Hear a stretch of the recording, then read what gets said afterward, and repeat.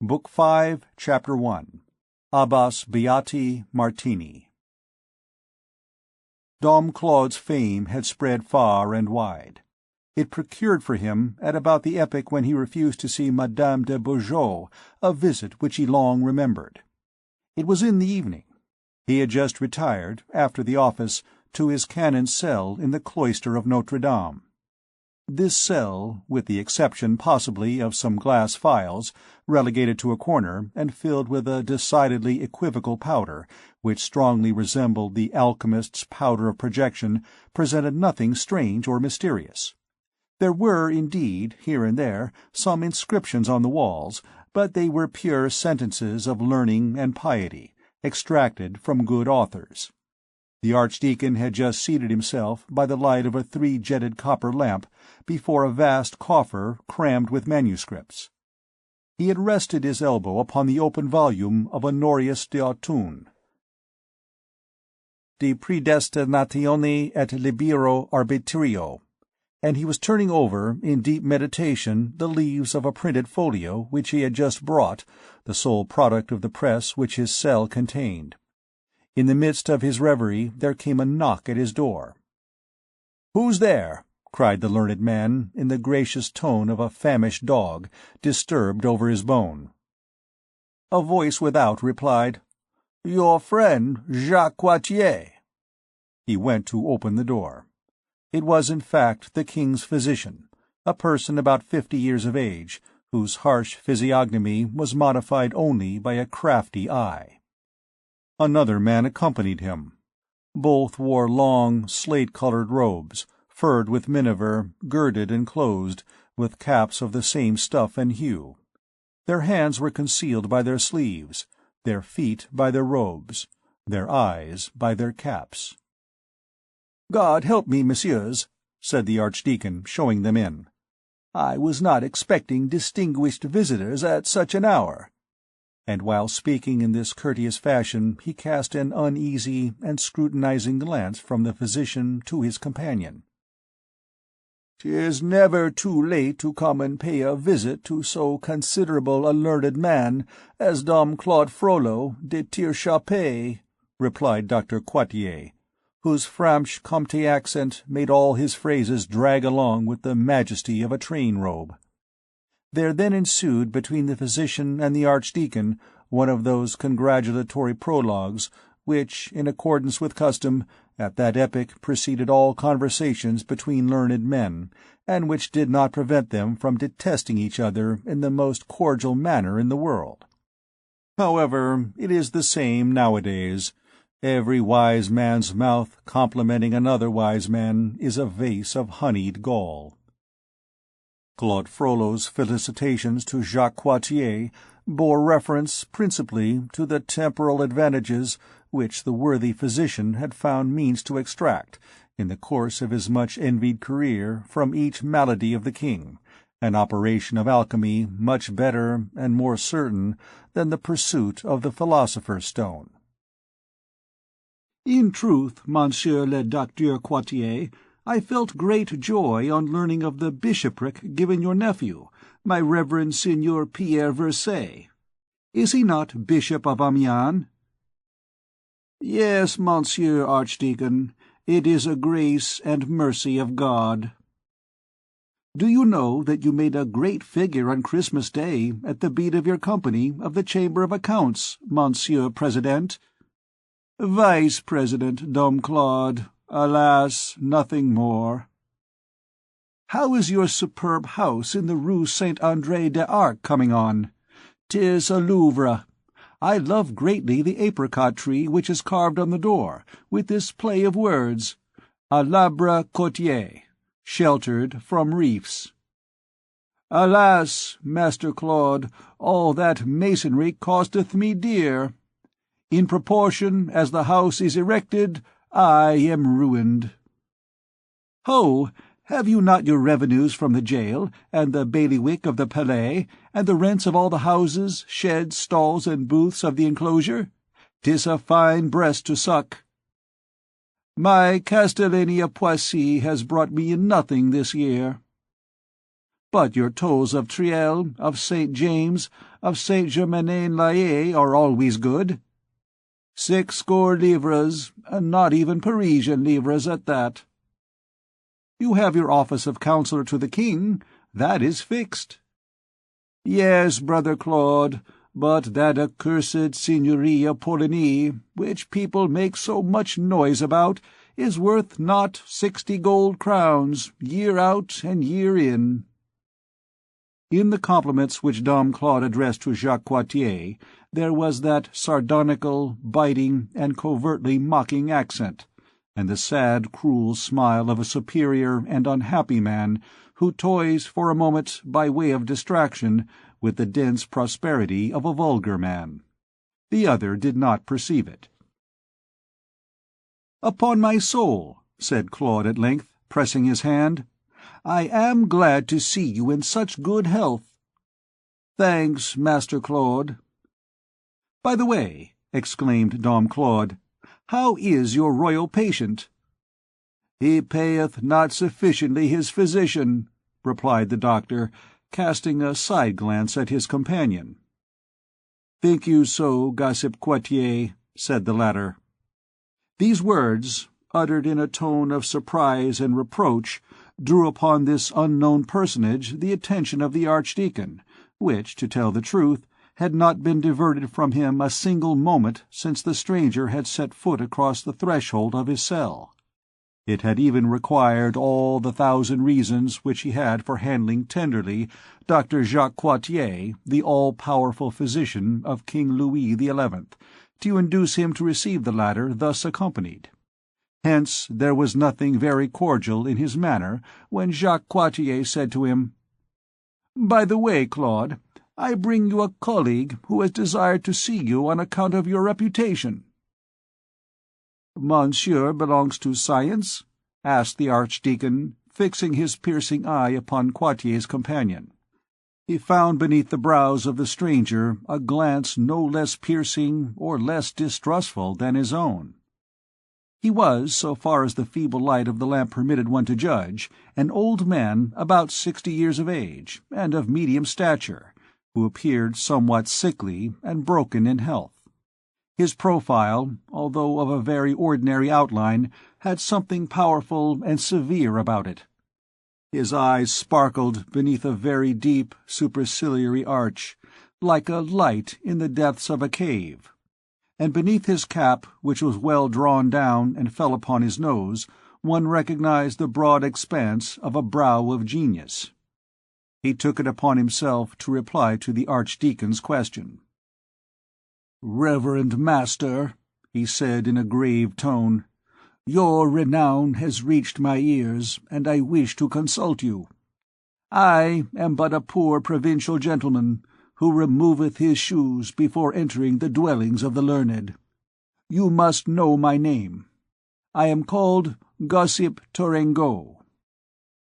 "Strange name for a gentleman," said the Archdeacon to himself. Nevertheless, he had a feeling that he was in the presence of a strong and earnest character. The instinct of his own lofty intellect made him recognize an intellect no less lofty under Gossip Tourangeau's furred cap, and as he gazed at the solemn face, the ironical smile which Jacques Coictier's presence called forth on his gloomy face gradually disappeared as twilight fades on the horizon of night. Stern and silent, he had resumed his seat in his great armchair. His elbow rested as usual on the table, and his brow on his hand. After a few moments of reflection, he motioned his visitors to be seated, and, turning to Gossip Tourangeau, he said, "You come to consult me, master, and upon what science?" "Your reverence," replied Tourangeau, "I am ill, very ill. You are said to be a great Aesculapius, and I am come to ask your advice in medicine." "Medicine?" said the Archdeacon, tossing his head. He seemed to meditate for a moment, and then resumed.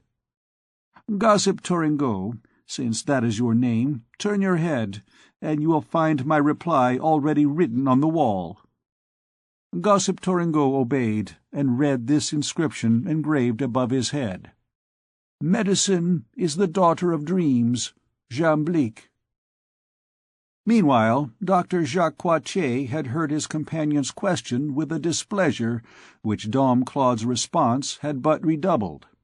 He bent down to the ear of Gossip Touringeau and said to him softly enough not to be heard by the Archdeacon, "I warned you that he was mad. You insisted upon seeing him." "'Tis very possible that he is right, madman as he is, Dr. Jacques," replied his comrade in the same low tone, and with a bitter smile. "As you please," replied Coictier dryly. Then, addressing the Archdeacon, "You are clever at your trade, Dom Claude, and you are no more at a loss over Hippocrates than a monkey is over a nut. Medicine a dream! I suspect that the pharmacopolists and the master physicians would insist upon stoning you if they were here. So you deny the influence of philters upon the blood and unguents on the skin? You deny that eternal pharmacy of flowers and metals, which is called the world, made expressly for that eternal invalid called man?" "I deny," said Dom Claude coldly, "neither pharmacy nor the invalid. I reject the physician." "Then it is not true," resumed Coictier hotly, "that gout is an internal eruption, that a wound caused by artillery is to be cured by the application of a young mouse roasted, that young blood, properly injected, restores youth to aged veins. It is not true that 2 and 2 make 4, and that improstathonos follows opistathonos." The Archdeacon replied without perturbation, "There are certain things of which I think in a certain fashion." Coictier became crimson with anger. "There, my good Coictier, let us not get angry," said Gossip Touringeau. "Monsieur the Archdeacon is our friend." Coictier calmed down, muttering in a low tone, "After all, he's mad." "Pasque Dieu, Master Claude," resumed Gossip Touringeau after a silence, "you embarrass me greatly. I had 2 things to consult you upon, one touching my health, and the other touching my star." "Monsieur," returned the Archdeacon, "if that be your motive, you would have done as well not to put yourself out of breath climbing my staircase. I do not believe in medicine. I do not believe in astrology." "Indeed?" said the man with surprise. Coictier gave a forced laugh. "You see that he is mad," he said in a low tone to Gossip Touringeau. "He does not believe in astrology." "The idea of imagining," pursued Dom Claude, "that every ray of a star is a thread which is fastened to the head of a man." "And what, then, do you believe in?" exclaimed Gossip Touringeau. The Archdeacon hesitated for a moment, then he allowed a gloomy smile to escape, which seemed to give the lie to his response, "Credo in Deum." "Dominum nostrum," added Gossip Touringeau, making the sign of the cross. "Amen," said Coictier. "Reverend Master," resumed Touringeau, "I am charmed in soul to see you in such a religious frame of mind. But have you reached the point, great savant as you are, of no longer believing in science?" "No," said the Archdeacon, grasping the arm of Gossip Touringeau, and a ray of enthusiasm lighted up his gloomy eyes. "No, I do not reject science. I have not crawled so long, flat on my belly, with my nails in the earth, through the innumerable ramifications of its caverns, without perceiving far in front of me, at the end of the obscure gallery, a light, a flame, a something, the reflection, no doubt, of the dazzling central laboratory where the patient and the wise have found out God." "And in short," interrupted Touringeau, "what do you hold to be true and certain?" "Alchemy." Coictier exclaimed, "Pardieu, Dom Claude, alchemy has its use, no doubt, but why blaspheme medicine and astrology?" "Naught is your science of man, naught is your science of the stars," said the Archdeacon commandingly. "That's driving Epidaurus and Chaldea very fast," replied the physician with a grin. "Listen, Monsieur Jacques, this is said in good faith. I am not the king's physician, and His Majesty has not given me the garden of Daedalus in which to observe the constellations.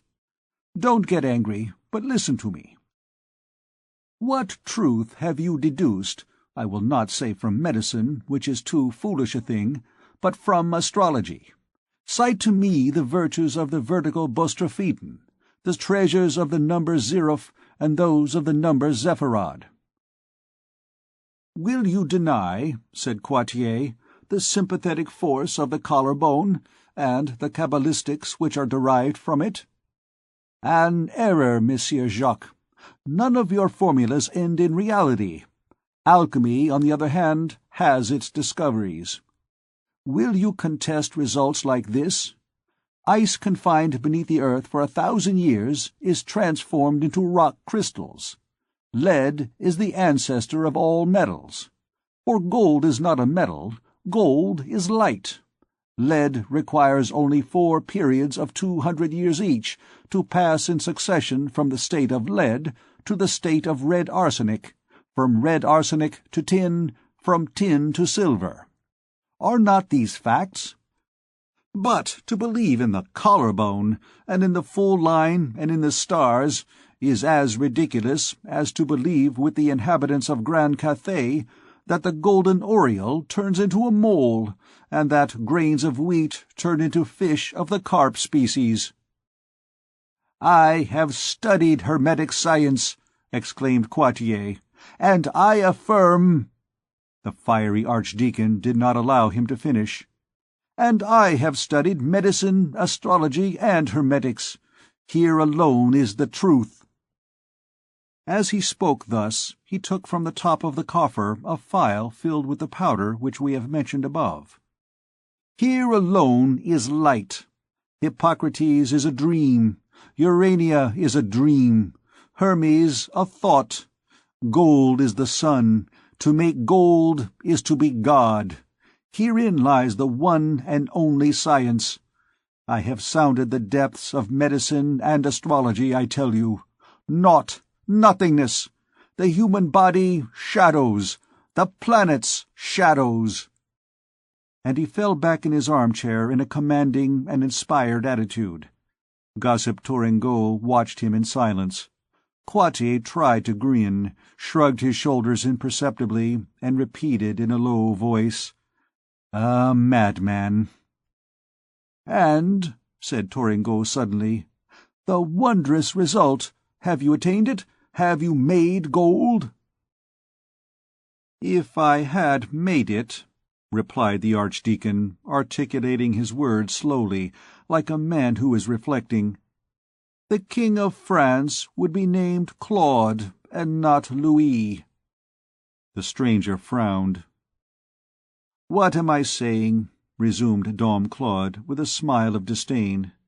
"What would the throne of France be to me when I could rebuild the empire of the Orient?" "Very good," said the stranger. "Oh, the poor fool," murmured Quartier. The Archdeacon went on, appearing to reply now only to his thoughts. "But no, I am still crawling. I am scratching my face and knees against the pebbles of the subterranean pathway. I catch a glimpse. I do not contemplate. I do not read. I spell out." "And when you know how to read," demanded the stranger, "will you make gold?" "Who doubts it?" said the Archdeacon. "In that case, Our Lady knows that I am greatly in need of money, and I should much desire to read in your books. Tell me, Reverend Master, is your science inimical or displeasing to Our Lady?" "Whose Archdeacon I am?" Dom Claude contented himself with replying with tranquil hauteur. "That is true, my master. Well, will it please you to initiate me? Let me spell with you." Claude assumed the majestic and pontifical attitude of a Samuel. Old man, it requires longer years than remain to you to undertake this voyage across mysterious things. Your head is very grey. One comes forth from the cavern only with white hair, but only those with dark hair enter it. Science alone knows well how to hollow, wither, and dry up human faces. She needs not to have old age bring her faces already furrowed.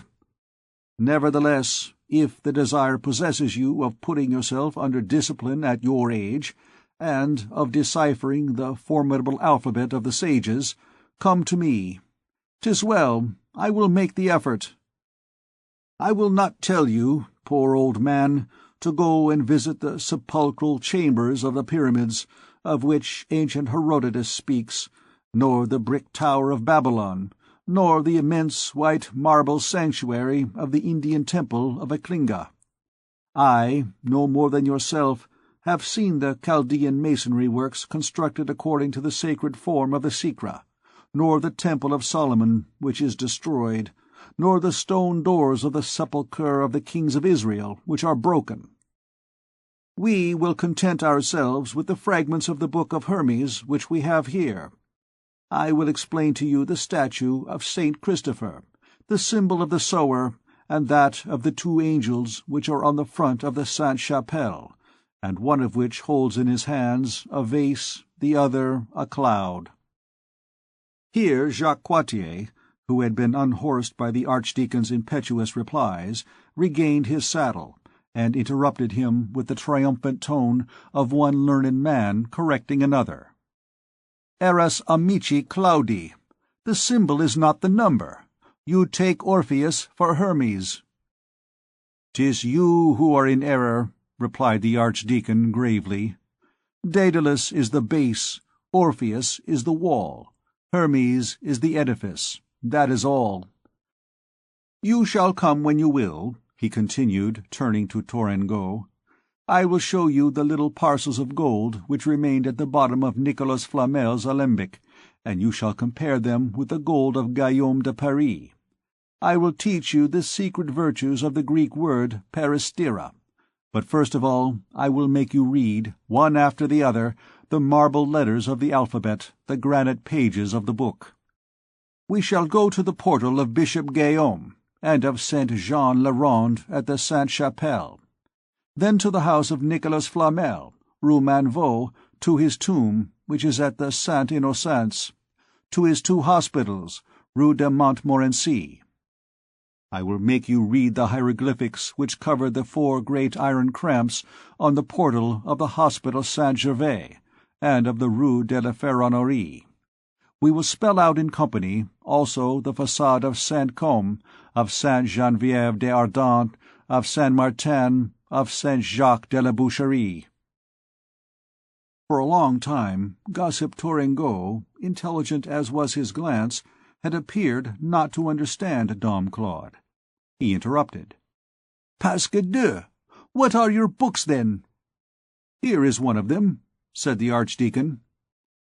And opening the window of his cell, he pointed out with his finger the immense church of Notre Dame, which, outlining against the starry sky the black silhouette of its 2 towers, its stone flanks, its monstrous haunches, seemed an enormous 2-headed sphinx seated in the middle of the city. The Archdeacon gazed at the gigantic edifice for some time in silence, then, extending his right hand, with a sigh towards the printed book which lay open on the table, and his left towards Notre Dame, and turning a sad glance from the book to the church, "Alas," he said, "this will kill that." Coictier, who had eagerly approached the book, could not repress an exclamation. "Eh, but now what is there so formidable in this? Glossa in epistolis dit Pauli, Nurembergo Antonius Coburger, 1474. This is not new. 'Tis a book of Pierre Lombard, the master of sentences. Is it because it is printed?" "You have said it," replied Claude, who seemed absorbed in a profound meditation, and stood resting, his forefinger bent backward on the folio which had come from the famous press of Nuremberg. Then he added these mysterious words: "Alas, alas, small things come at the end of great things. A tooth triumphs over a mass. The Nile rat kills the crocodile, the swordfish kills the whale. The book will kill the edifice." The curfew of the cloister sounded at the moment when Master Jacques was repeating to his companion in low tones his eternal refrain, "He is mad," to which his companion this time replied, "I believe that he is." It was the hour when no stranger could remain in the cloister. The two visitors withdrew. "Master," said Gossip Touringeau, as he took leave of the Archdeacon, "I love wise men and great minds, and I hold you in singular esteem. Come tomorrow to the Palace des Tournelles, and inquire for the Abbé de Saint-Martin of Tours." The Archdeacon returned to his chamber dumbfounded, comprehending at last who Gossip Touringeau was, and recalling that passage of the Register of Saint-Martin of Tours: "Abbas Beati Martini, silicet rex Franciae, est canonicus de constitutine et habet parvem probendum quam habet sanctus Venantius, et debet sedere in sede Thesarari." It is asserted that after that epoch the Archdeacon had frequent conferences with Louis XI when His Majesty came to Paris, and that Dom Claude's influence quite overshadowed that of Olivier le Daim and Jacques Coictier, who, as was his habit, rudely took the king to task on that account. End of Book 5.